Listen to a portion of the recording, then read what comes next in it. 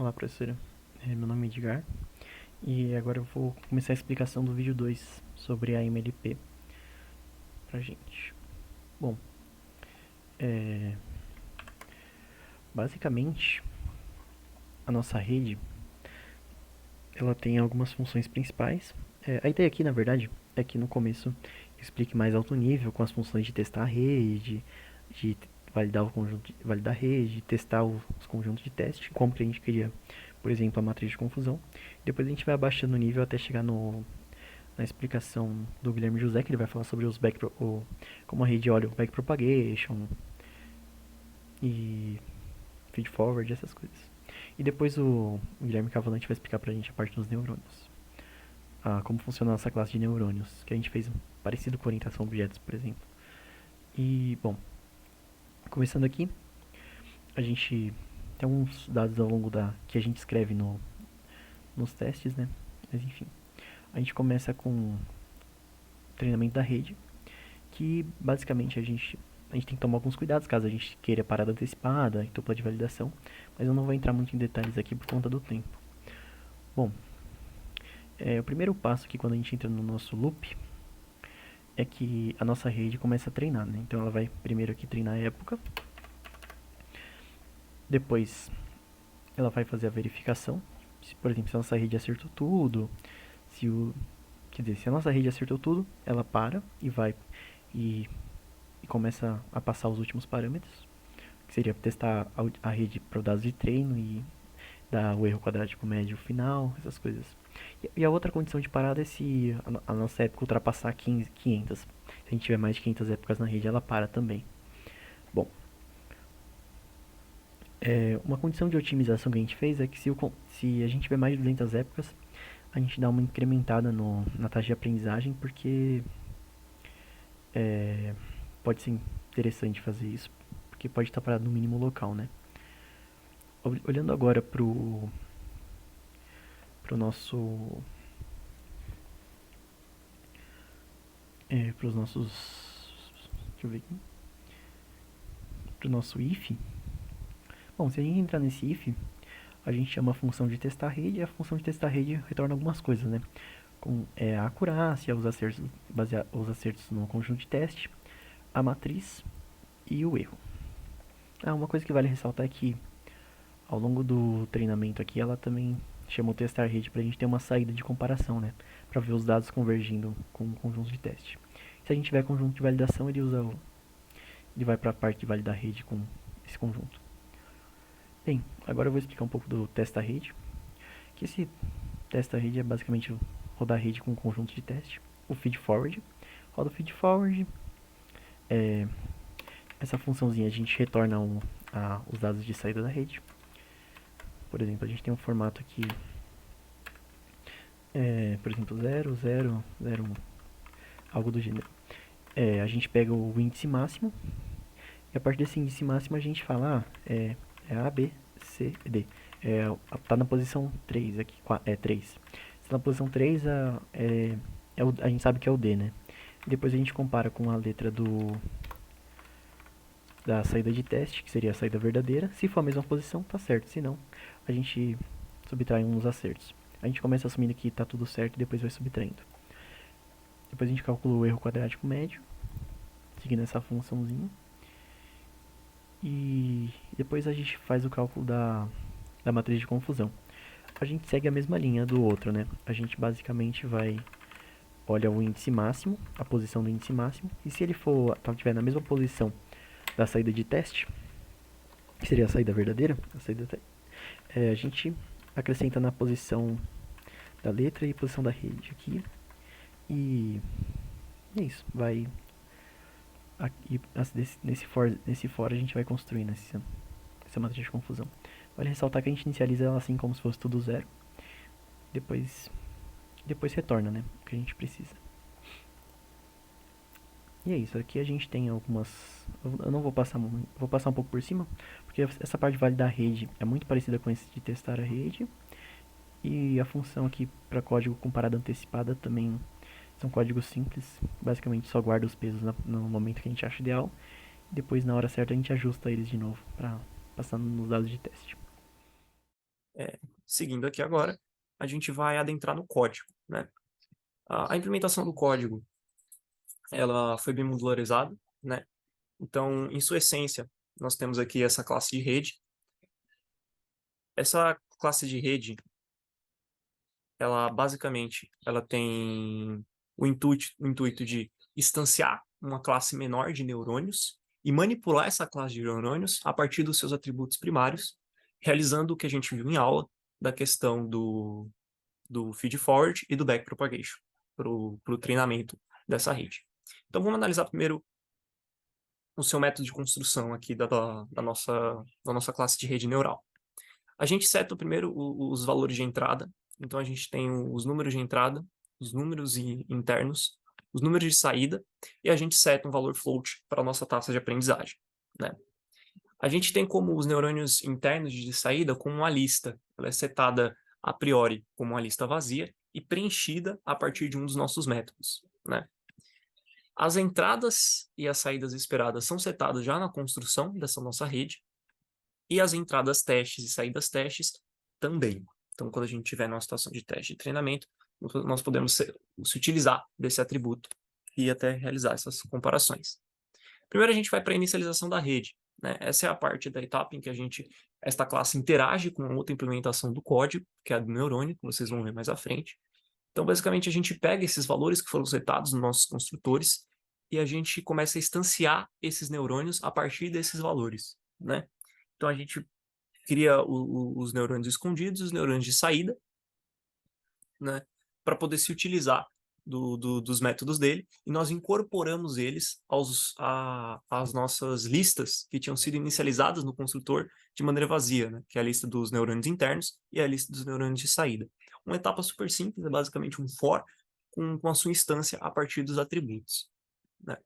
Aqui entra um método importantíssimo de uma rede neural simples, que é o feed-forward, que é o que vai fazer toda essa propagação em direção desde o neurônio de entrada até o neurônio de saída, passando pela camada interna, camada oculta.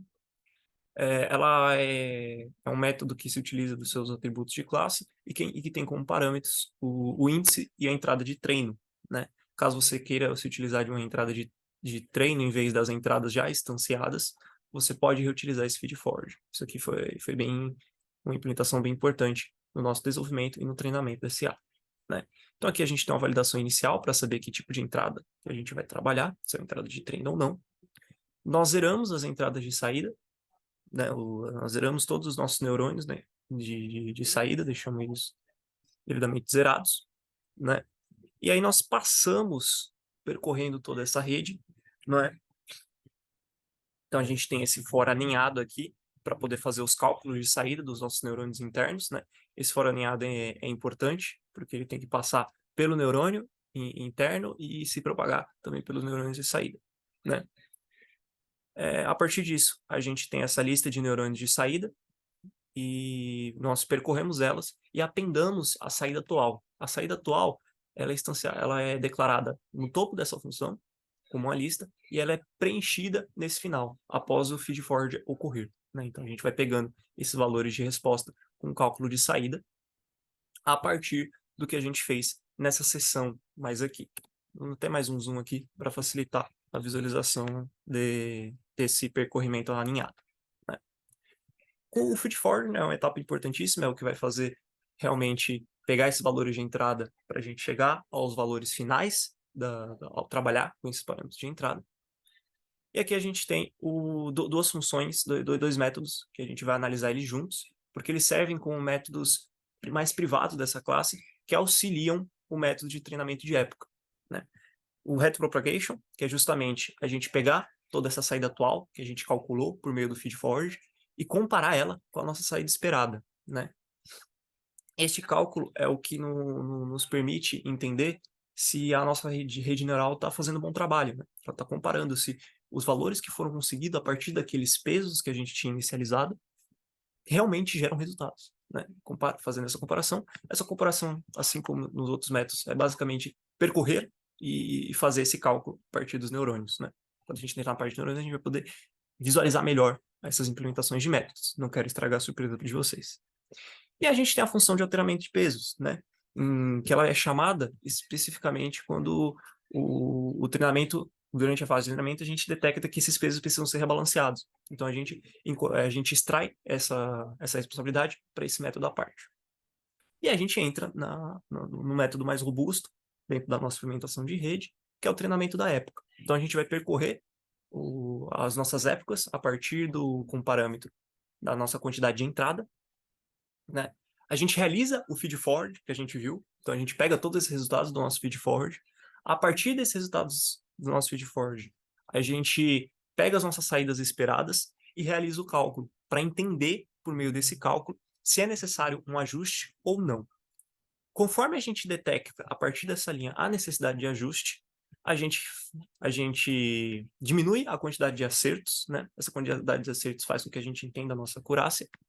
A gente realiza o retropagation para justamente poder fazer esse cálculo e aí realiza a alteração de pesos. Ao fim do treinamento de época, a gente tem a quantidade de vezes que a nossa rede acertou, né? E esse valor é importante para que a gente possa montar as nossas devidas matrizes de confusão e também os nossos cálculos de acurácia. Esses métodos principais, eles são o core da nossa rede, né? Então, basicamente, quando a gente está treinando ela, o treinamento de época interage com os métodos de feed-forward, retropagation e alteração de peso, para então chegar na nossa quantidade de acertos e para balancear os pesos da nossa rede. Quando a gente mostrou aqui no terminal, era basicamente isso que estava acontecendo, né? Então, esses neurônios estavam recebendo esses valores de entrada, eles tinham um retorno esperado de saída, eles passaram pela nossa rede, eles tiveram o seu feed forward, ocorreu o retropagation nas situações em que o ajuste considerou necessário ter um alteramento de peso, e esses pesos foram alterados. E ao final, a gente teve, por meio da quantidade de acertos e dos valores dos pesos, a nossa acurácia e a nossa matriz de confusão. Basicamente, essa é a minha parte da gravação. Teremos a continuidade com a explicação do resto do código com os outros participantes nessa primeira etapa do MLP. Obrigado. Tá, agora falando sobre a classe neurônio. Ela é inicializada já com parâmetro número, que serve para identificar o neurônio. E daí ela tem os atributos bias, o peso do bias, o, a lista de pesos, a lista de ajuste de peso, que vai ser usado para mudar os pesos, o termo de erro de cada neurônio, a saída antes de passar pela função de ativação e a saída depois de passar pela função de ativação, e as entradas que vão entrar. Tá, a função inicializar os pesos, ela seleciona os pesos aleatoriamente entre menos meio e meio para os valores iniciais. O bias, quando ele é iniciado também, o peso do bias quando é iniciado também está entre menos meio e meio. E o valor inicial, o valor do bias sempre vai ser 1. A função de calcular a saída, que é utilizada no feed forward, ela faz o, ela faz o cálculo, ela pega o peso do bias, multiplica pelo bias, e para cada valor da entrada, ela pega o peso correspondente do neurônio e multiplica pelo valor daquela entrada e soma o resultado final. E essa é a saída só baseada nas entradas e nos pesos, e também tem a saída ativada, que é aquela mandada para a camada de saída, que você usa a função de ativação. E daí, para fazer o ajuste de peso, você precisa primeiro calcular o termo de erro, e para isso tem essas duas outras classes que herdam, é, elas herdam os métodos de neurônio, que é a do neurônio escondido e a do neurônio de saída. Primeiro você calcula o erro do neurônio de saída, que é utilizada a saída esperada e a saída atual daquele neurônio de saída, vezes a derivada da função de ativação, e aí você calcula o termo de erro do neurônio escondido para cada neurônio, que é utilizada o termo de erro de cada neurônio de saída, você vai somando, e no final você multiplica pela função de ativação da saída daquele neurônio, Mas a saída é sem ter sido ativada, a saída normal só. E aí você tem o termo de erro de cada neurônio da camada escondida. E agora, para você fazer o ajuste de pesos, você precisa criar um delta para cada peso, que é baseado no termo de erro daquele neurônio, vezes a taxa de aprendizagem, vezes a entrada. Isso para cada peso. E aí, para você atualizar o peso, você soma o peso atual a esse delta de cada peso, que está salvo no ajuste de peso, que é um array, com o valor apropriado para cada peso. E o bias você só soma com o termo de erro daquele neurônio vezes a taxa de aprendizagem. E cada um desses novos pesos, eles vão ficar guardados, porque você não pode, nessa função de ajuste de peso, você calcula os novos pesos, mas você ainda não pode mudar direto, você tem essa outra função, que é salvar novos pesos, que você atualiza os valores, porque se você atualizasse o valor tudo junto, ele não ia funcionar, porque para você calcular o delta de cada peso, você precisa do, do peso dos outros neurônios. Então você não pode atualizar sem antes calcular o delta de todos os pesos na situação atual. Então, na hora de fazer lá o backpropagation na rede, primeiro você calcula o ajuste de peso, primeiro você calcula tudo, todos os deltas, e aí depois você atualiza os pesos, no caso, né? Perdão, acontecer isso. E essas são todas as funções de neurônio, no caso. É isso. Bom dia, boa tarde, boa noite, professora. Eu sou o Pedro e vou começar a explicar aqui um pouco do código da nossa CNN. Vou falar sobre, né, algumas características aqui do código, né, algumas coisas que eu não comentar vão ser faladas pelo meu amigo Guilherme Lee. E algumas coisas também a gente vai acabar repetindo eventualmente para melhorar na compreensão. Então, primeiramente aqui, a gente utilizou, né, esses imports aqui, essas bibliotecas, o NumPy, o Keras, que vai ser o responsável por praticamente tudo da modelagem, né, aplicação da CNN. O Keras aqui ele vem no TensorFlow, né, a biblioteca bem famosa aí. Também o Random aqui, ele já é do próprio Python. E esse sklearn metrics, que vai ser o responsável por fazer a matriz de confusão, né. Então, para começar aqui, bem, essa parte aqui é o que vai definir basicamente a nossa CNN. Essa função aqui ele vai fazer um modelo, vai colocar sequencial, que é um objeto específico, né, presente na biblioteca do Keras, que esse modelo ele permite a gente empilhar camadas, né, uma em cima da outra. Então, a gente começa aqui a função modelEdge, ela vai adicionar uma camada. Então, primeiro de tudo, a gente adiciona uma camada de convolução, que vai ter como parâmetros aqui, né, 32 filtros, e aí o kernel de 3x3. O input shape ele vai ser 28 por 28 por 1. Aqui o 1, né, ele é usado porque é uma imagem que não é colorida, né, está em escala de cinza, o famoso preto e branco. E ele vai usar a função de ativação relu, que é o Rectified Linear Unit, né? Ele é usado aqui especialmente para impedir o desvanecimento do gradiente, que é quando os pesos nas primeiras camadas, principalmente, eles sofrem uma alteração bem mínima, né? Então aqui ela impede isso, né? Lida melhor com camadas mais profundas. Aqui ele vai printar o, o modelo. Aí depois a gente vai adicionar uma camada de pooling. E aqui, essa camada de pooling é responsável por reduzir, né, a dimensionalidade dos dados, mas mantendo as informações importantes dele, vai ser uma camada de pooling 2x2, né? Então aqui a gente adiciona mais outra de convolução, dessa vez com 64 filtros ao invés de 32, novamente 3x3. Aí mais uma de pooling, mais uma de convolução. Aí aqui, essa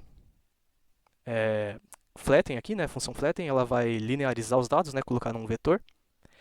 E aqui a gente vai adicionar a primeira camada densa, que vai ter 64, né, neurônios. e vai usar novamente a função de ativação relu. Ela vai retornar o modelo, e aí aqui, como a gente tem, né, essa partezinha aqui que pergunta se você quer treinar só com 2 dígitos, né, para fazer o binário, ou com os 10 dígitos mesmo, ele vai usar esse input que você dá para saber se você quer com 2 dígitos ou com os 10.